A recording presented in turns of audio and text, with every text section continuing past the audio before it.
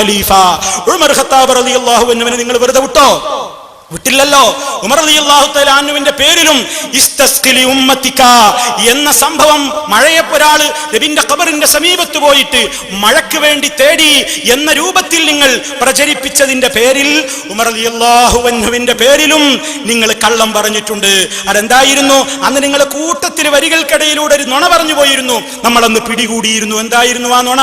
അല്ലാഹുവിന്റെ റസൂലിന്റെ ഖബറിൽ പോയി ഞാൻ മഴ കിട്ടാൻ വേണ്ടി മഴ വാങ്ങിത്തരണം, വെള്ളം വാങ്ങിത്തരണം എന്ന് നബിയോട് പറഞ്ഞു എന്ന സംഗതി ഉമർ റളിയല്ലാഹു അൻഹുവിനോട് പറഞ്ഞപ്പോൾ എന്നൊരു കളവ് നിങ്ങൾ പറഞ്ഞിരുന്നു. ഉമർ റളിയല്ലാഹു തആല അൻഹുവിന്റെ ഭരണകാലത്ത് അതാ ഒരാൾ ഖബറിൽ വരുന്നു. നബി സല്ലല്ലാഹു അലൈഹി വസല്ലമയോട് ചോദിക്കുന്നു, ഇസ്തസ്ഖിലി ഉമ്മത്തിക, അങ്ങയുടെ ഉമ്മത്തിന് വേണ്ടി മഴയ്ക്ക് വേണ്ടി ആവശ്യപ്പെടണേ. ഒരേ അർത്ഥം വെച്ച എന്താ? മഴ വാങ്ങിത്തരണം നബിയേ, മഴ വാങ്ങിത്തരണം നബിയേ. നബിന്റെ ഖബറിൽ വന്നിട്ട് ഉമർ റളിയല്ലാഹു അൻഹുവിന്റെ ഭരണകാലത്ത് അങ്ങനെ മൂപ്പരതും പറഞ്ഞു പോയി.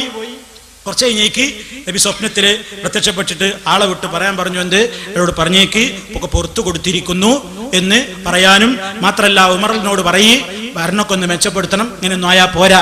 അതും തന്നെ മനസ്സിലായി ഉമർ റളിയല്ലാഹു അൻഹുവിന്റെ നീതിപൂർവമുള്ള ഭരണത്തെ ആക്ഷേപിക്കാൻ വേണ്ടി ആരോ കെട്ടിയുണ്ടാക്കിയ ഒരു കള്ളക്കഥയായിരിക്കും അത് എന്ന്. മാത്രല്ല അതൊരു സ്വപ്നല്ലേ? അല്ല മൗലവി, സ്വപ്നല്ല. ഉമർ റളിയല്ലാഹു അൻഹുവിനോട് ഈ കണ്ട ആള് വന്നിട്ട് പറഞ്ഞപ്പോ, ഈ അൽമനാർ വായിച്ചിട്ടില്ലേ, ചങ്ങരംകുളത്ത് പോകാറില്ലേ, എന്തേ അല്ലാഹുവിന്റെ റസൂലിനോട് ചോദിക്കൽ ശിർക്കാന്ന് എനിക്ക് അറിഞ്ഞൂടെ എന്നൊന്നുമല്ല ചോദിച്ചത് എന്ന് മുസ്ലിയാർ പറയുന്നുണ്ട്. എന്നാൽ മുസ്ലിയാരെ നിങ്ങൾ മനസ്സിലാക്കണം, ഇയാൾ ഇവിടെ വന്നിട്ട് ചെയ്ത കാര്യങ്ങൾ, ഞാനിപ്പോ അല്ലാഹുവിന്റെ റസൂലിന്റെ ഖബറിൽ പോയി എന്നിട്ട് നബി സല്ലല്ലാഹു അലൈഹി വസല്ലമയോട് ഞാനിങ്ങനെ മഴ കിട്ടാൻ വേണ്ടി മഴ വാങ്ങിത്തരണം, വെള്ളം വാങ്ങിത്തരണം എന്ന് നബിയോട് പറഞ്ഞു എന്നൊക്കെ ഉമറിനോട് ഈ വന്ന ആള് പറഞ്ഞു എന്ന് നിങ്ങളുടെ വകയാണ്. നിങ്ങളെ തൊള്ള അതിന്റെ തെളിവ് ഹദീസില് നിങ്ങൾ ഉദ്ധരിച്ച റിപ്പോർട്ടിൽ അതില്ല. എന്നിട്ട് നിങ്ങൾ കളവ് പറയുന്നത് കേൾപ്പിക്കാം. നിങ്ങൾ പറയുന്ന കളവ് കേട്ടോളൂ. എന്താണ്?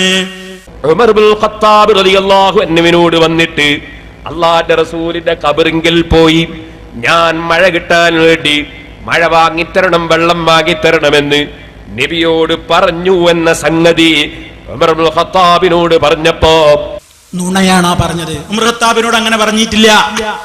ഈ വന്നാള് ഞാൻ ഇപ്പൊ നബിന്റെ ഖബറിൽ പോയി എന്നിട്ട് മഴ കിട്ടാൻ വേണ്ടി വെള്ളം വാങ്ങിത്തരണം എന്ന് നബിയോട് പറഞ്ഞു എന്ന് ഉമറിനോട് പറഞ്ഞു.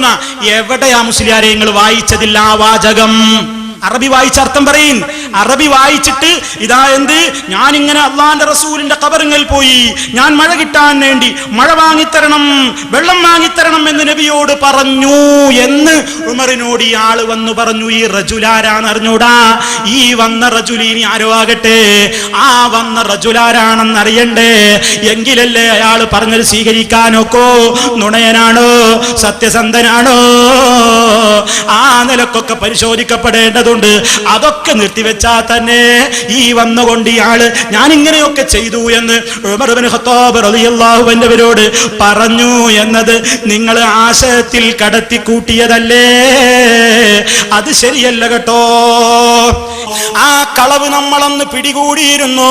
നിങ്ങൾ ഉമർ റളിയല്ലാഹു അൻഹുവിനെ കുറിച്ചില്ലാത്തത് പറഞ്ഞതാണ് എന്ന് വസ്തുനിഷ്ഠമായി നമ്മുടെ കഴിഞ്ഞ സീഡിയിൽ പറഞ്ഞിട്ടും അതാ പ്രസംഗത്തിൽ പറഞ്ഞിട്ടും ഒന്ന് തൊള്ള തുറക്കൂ പേരോടെ. നിങ്ങൾ എന്തേ മിണ്ടാതെ പോകുന്നത്? മറുപടി പറയൂ.